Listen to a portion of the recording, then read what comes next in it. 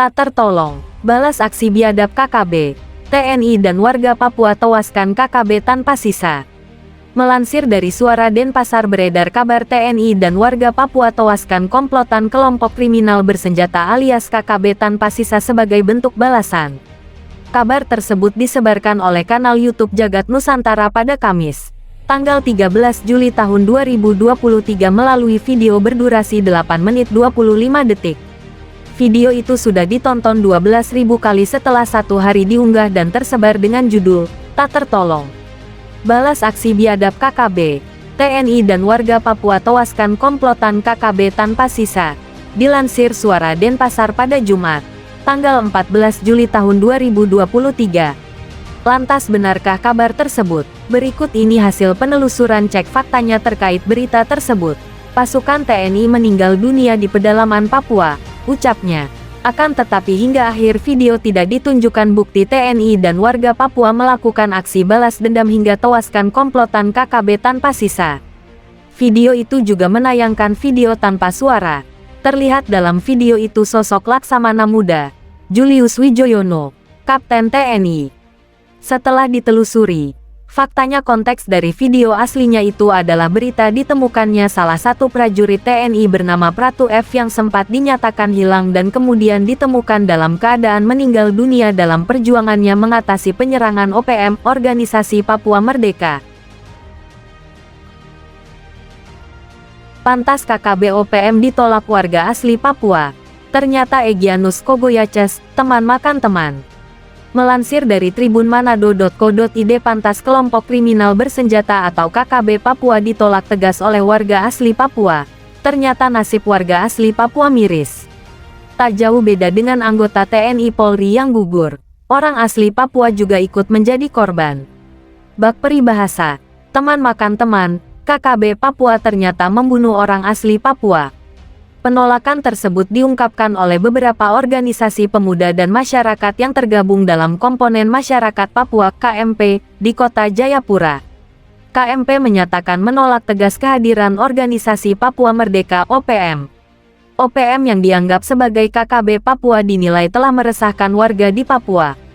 Kelompok separatis yang dikomandoi Egyanus Kogoya itu tak habis-habisnya menebar teror dan penembakan terhadap warga sipil hingga aparat keamanan. Komponen Masyarakat Papua menyatakan, OPM atau disebut KKB bahkan tak segan-segan menghilangkan nyawa putra daerah Papua sendiri. Ketua Dua Pemuda Adat Saireri, Ali Kabiai, mengatakan perjuangan KKB saat ini tak murni membela orang Papua. Upaya yang dilakukan kelompok separatis tersebut pun dinilai sudah kuno. Negara lain sedang bersaing dalam perang ekonomi. OPM masih sibuk melakukan kekerasan dan teror bahkan kepada orang Papua sendiri, ujar Ali dalam isi deklarasinya. Seperti dilansir dari Tribun Papua dalam artikel, tolak keberadaan OPM, komponen masyarakat Papua, warga asli juga dihabisi.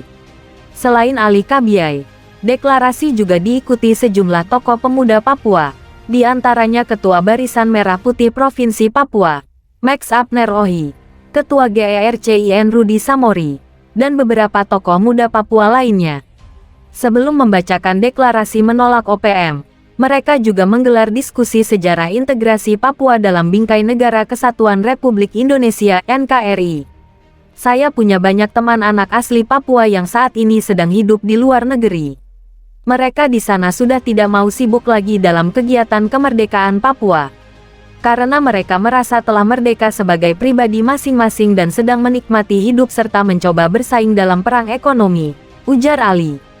Foto Ali Kabiai, alasan KKB OPM ditolak warga asli Papua. Ali Kabiai sebut Egyanus Kogoyaces bunuh orang asli Papua. Dok, Satgas Nemangkawi. Berikut 4 poin pernyataan sikap menolak OPM di tanah Papua. Kami masyarakat asli Papua dari berbagai komponen masyarakat yaitu komponen adat dan pemuda dengan ini menyatakan 1. Menolak segala bentuk gerakan separatis di tanah Papua, melalui gerakan bersenjata yang telah banyak memakan korban dan meminta aparat keamanan baik itu TNI maupun Polri untuk mengejar dan melakukan penindakan hukum terhadap para pelaku. 2. Mengutuk keras segala aksi kekerasan yang dilakukan oleh kelompok kriminal bersenjata di Papua yang mana terlihat sangat kuno, Karena peperangan di era modern ini bukanlah peperangan secara fisik melainkan peperangan secara ekonomi, di mana setiap daerah berjuang dan berperang untuk meningkatkan perekonomiannya. Oleh karena itu kami mengutuk keras segala aksi kekerasan oleh KKB di Papua. 3. Mendukung sepenuhnya implementasi Undang-Undang Otsus Nomor 2 Tahun 2022 dan akselerasi percepatan pembangunan di Tanah Papua. 4. Mendukung sepenuhnya percepatan pemekaran daerah otonomi baru di Tanah Papua untuk kesejahteraan serta pelayanan yang lebih baik untuk kepentingan masyarakat Papua. Sang Jenderal bongkar borok sendiri. Sementara itu, belakangan ini para petinggi KKB Papua kerap muncul di media sosial untuk menyampaikan pesan kepada pemerintah Indonesia. Tak jarang pula, petinggi KKB Papua menyebarkan informasi kepada para anak buahnya melalui video di media sosial tersebut. Namun, pesan dari petinggi KKB Papua itu kerap menjadi blunder.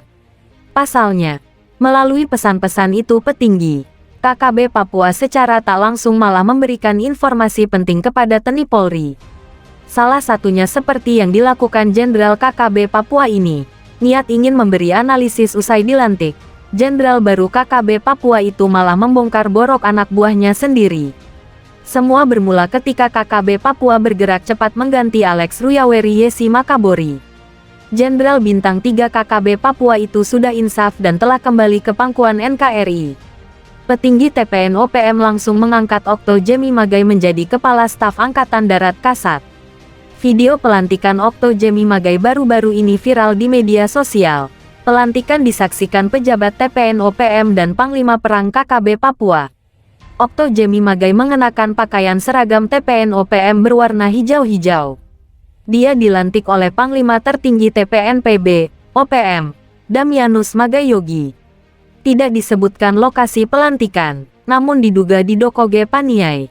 Saat pelantikan berlangsung, seluruh anggota KKB Papua berbaris rapi lengkap dengan senjata api di pundak.